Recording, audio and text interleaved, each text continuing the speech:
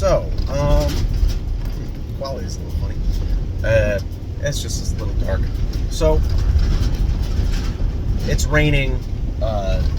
Windshield wipers are going. So, there's probably going to be a little bit of interference, a little fuzziness. But, do my best. So, this one is going to be another Smirkian analysis paradigm. This one is going to be for some of the night parade party. I guess I'll start off with Ohm. So, Ohm is a Warforged cleric of Talos. And for those of you watching that don't know, which shouldn't be anybody, more or less, maybe some of the players from the other groups, but a Warforged cleric of Talos, Tempest cleric subclass. Quick and dirty, his backstory is that he was a kind of inquisitor, enforcer, task-based creation of a dwarven priest/cleric of Talos that was created specifically to hunt down, what's the word? Not apostates or heretics, just other followers of Talos that dwarven cleric thought were unworthy or just weren't doing it right. You know, good old-fashioned purge of the religious order done by a big Terminator robot. And Ohm did this dutifully and faithfully, and then his reward at the end was to be cast down into the dungeon of the Mad Mage in Undermountain and sealed off for a century-ish. Cut off from his god, cut off from people, cut off from anything. He just sat down there in the dungeon for 100 years until the rest of the party found him. Then he joined up with the party and was like, alright, hey guys, how's it going, people? I forget how to talk. And since then, he's been a pretty,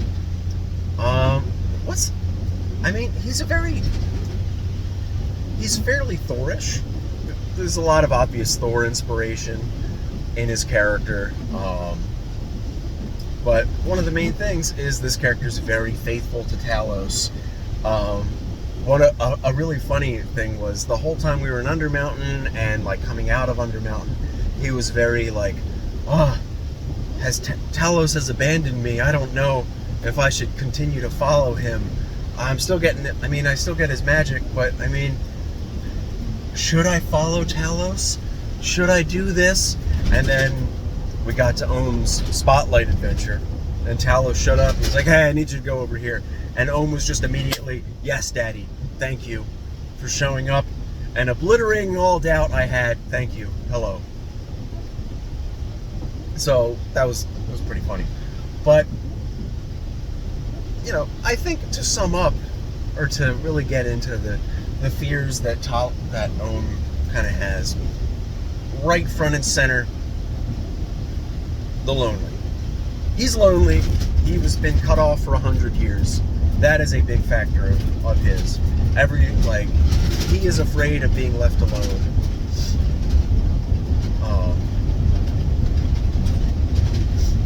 Afraid of being left alone, all by himself. He's been through that. Something at least Senlir can relate to, because he's been in a similar situation. Granted, it was in a hallucination or a pocket dimension or falsehood, but still, Senlir can relate to it. But point is, that is probably front and center for Ohm's horror horoscope right there.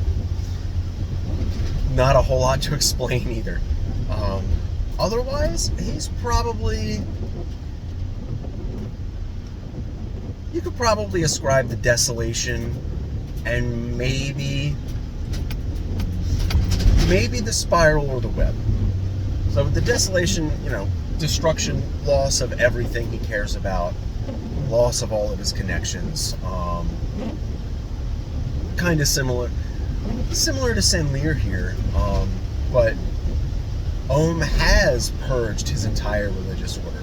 He, all, like, an entire generation's worth of clerics of Talos were destroyed at Ohm's hands.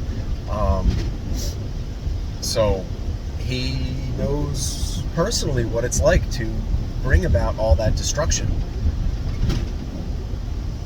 And then the spiral and the web, effectively, Ohm was manipulated by his father, his creator. And you could, just depending on your exact perspective, you could ascribe it to either the spiral or to the web. The web, in that he was manipulated by his father, promised one thing, and then given a very different reward at the end. Or you could ascribe it to the spiral, depending on his perspective. And, the spiral is madness, not being able to trust your senses. And I definitely see a good amount of doubt in Ohm. Like, was his father being truthful the entire time, and I just misread everything and misunderstood? It definitely seems like he's fairly often questioning his own understanding of things.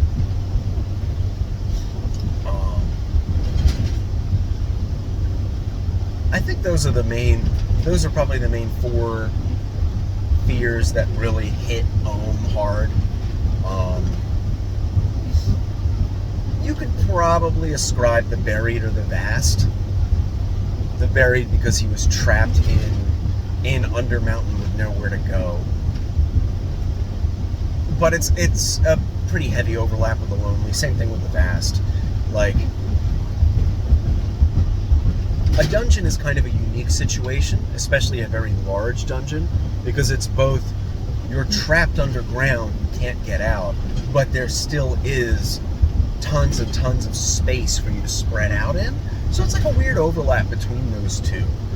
And, the buried and the vast are usually opposites. The buried is being trapped with not enough space, and the vast is being trapped with too much. So I think there's some overlap there. Some of the other fears, like, the corruption, the flesh, the hunt, not really.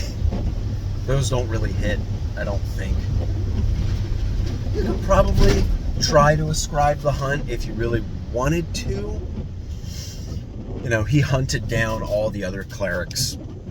If you could ascribe that if you really wanted to, but I don't think it hits. What are some of the other ones? The dark, maybe. Fear of the uncertain, what can't be known, what isn't known. Fear of your senses literally failing you, not being able to perceive anything. Kind of, a little bit, maybe, but again, big overlap with the lonely for the purposes of his isolation. What else? The end, death. I don't see that a lot. I don't see it a lot with him.